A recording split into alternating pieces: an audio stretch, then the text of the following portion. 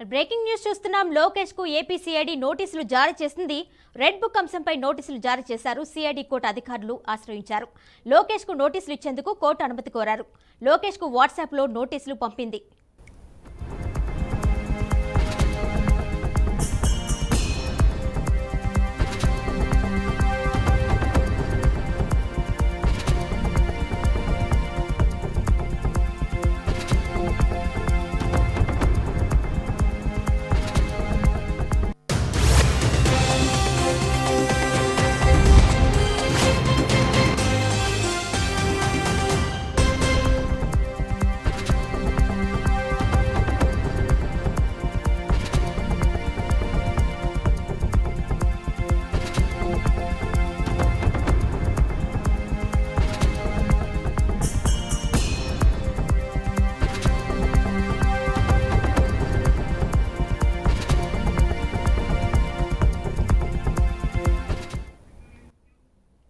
దీనిపై మరింత సమాచారం అభివృద్ధి శ్రీనివాస్ అందిస్తారు. శ్రీనివాస్ చెప్పండి, లోకేష్ కు ఏపీ సిఐడి రెడ్ బుక్ అంశంపై నోటీసులు జారీ చేసింది, డీటెయిల్స్ ఇవ్వండి.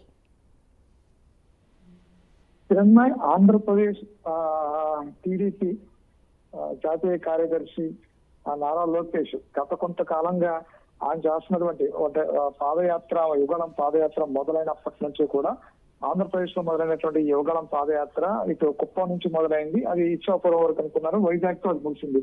అయితే ఈ పాదయాత్ర మొదలైనప్పుడు కొద్ది రోజుల తర్వాత ఆయన ఒక అంశాన్ని ప్రస్తావన తీసుకొచ్చారు. ఎవరైతే అధికారులు అప్పుడు పాదయాత్రలో అడ్డుకుంటున్నటువంటి అధికారులు ఎవరైతే ఉన్నారో, ఉద్దేశపూర్వకంగా కేసులు కడుతున్నటువంటి అధికారులు ఎవరైతే ఉన్నారో, వీళ్ళందరి మీద కూడా ఒక బుక్ రెడీ చేస్తున్నారు. రెడ్ బుక్ ఒకటి రెడీ చేశాను. ఆ రెడ్ బుక్ లో ఈ అధికారులందరి పేర్లు కూడా అధికారుల పేర్లందరూ కూడా ఈ రెడ్ బుక్ లో రాస్తున్నాను. రేపు పొద్దున అధికారంలోకి వచ్చిన తర్వాత ప్రతి ఒక్కరి మీద కూడా జుడిషియల్ గా ప్రతి ఎంక్వైరీ ఉంటుంది, వీళ్ళందరి మీద కూడా చర్యలు ఉంటాయని చెప్పాను. ఆయన దాన్ని ఆ రెడ్ బుక్ అనే ప్రస్తావన తీసుకురావడం జరిగింది. ఆ రెడ్ బుక్ మొన్న జరిగినటువంటి యువగలం పాదయాత్ర బహిరంగ సభలో కూడా ఆ రెడ్ బుక్ చూపిస్తూ కూడా ఆయన ప్రసంగించేటువంటి పరిస్థితి ఉంది. అయితే దీని మీద ఏపీ సిఐడి అధికారులు మాత్రం గత కొద్ది రోజులుగా ఈ రెడ్ బుక్ అంశానికి సంబంధించినటువంటి నారా లోకేష్ గారు చేస్తున్నటువంటి కామెంట్స్ ఏవైతే ఉన్నాయో ఈ అధికారులని, ఏదైతే ఇటు పోలీసు అధికారులు కావచ్చు, ఇతర అధికారులు ఎవరైతే ఉన్నారో అధికారులను బెదిరించే విధంగా ఇదంతా ఈ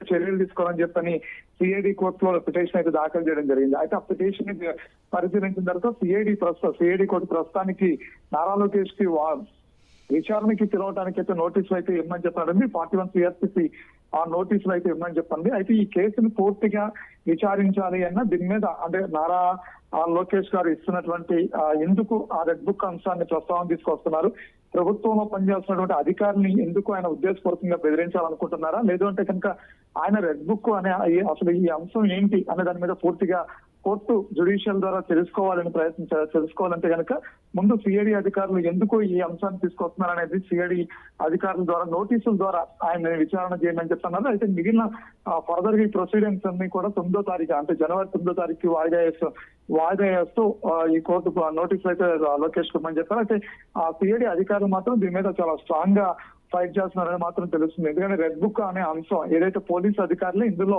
ప్రధాన టార్గెట్ గా కూడా నారా లోకేష్ గారు కామెంట్స్ ఉన్నాయి.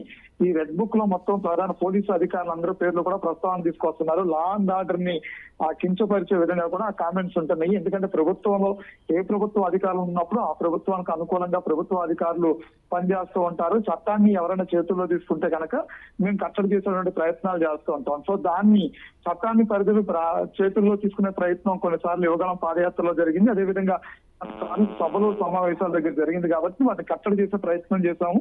లోకేష్ గారు వాటిని కట్టడి చేసే ప్రయత్నాన్ని కూడా తప్పు పడుతూ కూడా రెడ్ బుక్ అంటూ కూడా అధికారులందరినీ బెదిరించే ప్రయత్నం చేస్తున్నారు. కాబట్టి దీని మీద కంపల్సరీగా లోకేష్ గారి మీద చర్యలు తీసుకుంటాము, ఎఫ్ఐఆర్ నమోదు చేస్తాము, కేసులు కడతామని చెప్పని సిఐడి మాత్రం గట్టిగా వాదిస్తున్నటువంటి పరిస్థితి కూడా కనిపిస్తుంది. కిరణ్ నాయ్. అయితే శ్రీనివాస్, ఇప్పటికే సిఐడి రెడ్ బుక్ అంశంపై లోకేష్ కి నోటీసులు అయితే జారీ చేసింది. ఈ నేపథ్యంలో లోకేష్ గారిని టీడీపీ నేతలు కార్యకర్తలు ఎవరైనా స్పందించారా?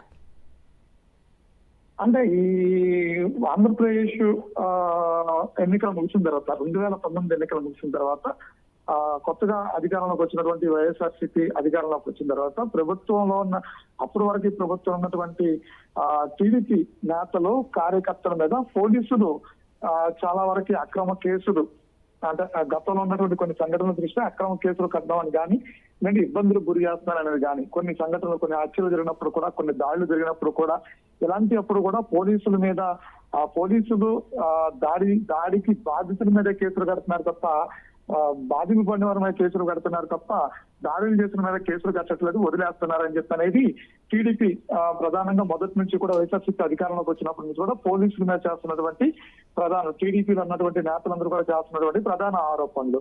ఆ నేపథ్యంలోనే అటు పొంగునూరు సంఘటన మనం చూసుకున్నప్పుడు కూడా పొంగునూరు సంఘటనలో కూడా దాదాపు చాలా మంది వరకు టీడీపీ నేతల మీదే అసలు కేసులు కట్టారనేది కూడా చంద్రబాబు నాయుడు గారిని కూడా ఆ కేసులో A1 ముద్దాయిగా కూడా పెట్టారు అనే దాని మీద కూడా మనం కొంత ఆ కేసులో ఆయన కూడా ముద్దాయిగా చేర్చడంతో కూడా ఈ పోలీసులు ఉద్దేశపూర్వకంగా టీడీపీని టార్గెట్ చేసి టీడీపీ నేతను టార్గెట్ చేసి ఉద్దేశపూర్వకంగా కేసులు కడుతున్నారు అనే దాని మీదే నడిచింది. అంటే అప్పటి నుంచి కూడా ఇవన్నీ కూడా నడుస్తున్నటువంటి అంటే పోలీసుల మీద ఇటు ప్రతిపక్షంలో ఉన్నటువంటి టీడీపీ నేతలు చేస్తున్నటువంటి ఆరోపణలు. అయితే టీడీపీ అధికారం కోల్పోయిన తర్వాత వైసీపీ అధికారంలోకి వచ్చిన తర్వాత ఉద్దేశపూర్వకంగా టీడీపీ నేతలను బెదిరించే విధంగా, భయపెట్టే విధంగా, భయభ్రాంతులు గురి చేసే విధంగా దాడులకి తెగబడుతున్నటువంటి వైసీపీ నేతల మీద కేసులు కట్టకుండా బాధింపబడిన వాళ్ళ మీద కేసులు కడుతూ అదే విధంగా ఈ టీడీపీలో ఉన్నటువంటి నేతలు ఎవరైతే ఉన్నారో వాళ్ళందరినీ కూడా ఎక్కువ కేసులు పెట్టి వాళ్ళందరినీ కూడా బైండ్ ఓవర్ చేసి రానున్న ఎలక్షన్ కు దూరం చేసేందుకు కార్యకర్తలు కానీ కీలకంగా ఉన్నటువంటి నేతలను కూడా ఎలక్షన్ దూరం చేసేందుకు పన్నాగం పొందుతుంది ప్రభుత్వం. ఇటు వైసీపీ ప్రభుత్వం పోలీసుల ద్వారా అని చెప్పి అనేది నేతలందరూ కూడా మొదటి నుంచి చేస్తున్నటువంటి ఆరోపణలు. అయితే ఈ ఆరోపణలన్నింటినీ కూడా స్వచ్ఛ దూరాలు అని చెప్పడానికి లేదు, లేదంటే ఈ ఆరోపణలు వాస్తవాలు అని చెప్పడానికి లేదు. అయితే కొన్ని సంఘటనలు దృష్ట్యా మాత్రం పోలీసులు అత్యుత్సాహం చూపించినటువంటి సంఘటనలు కూడా చాలా కనిపిస్తున్నట్టు. నారా లోకేష్ పాదయాత్రలో పోలీసులు అత్యుత్సాహం చూపించారు.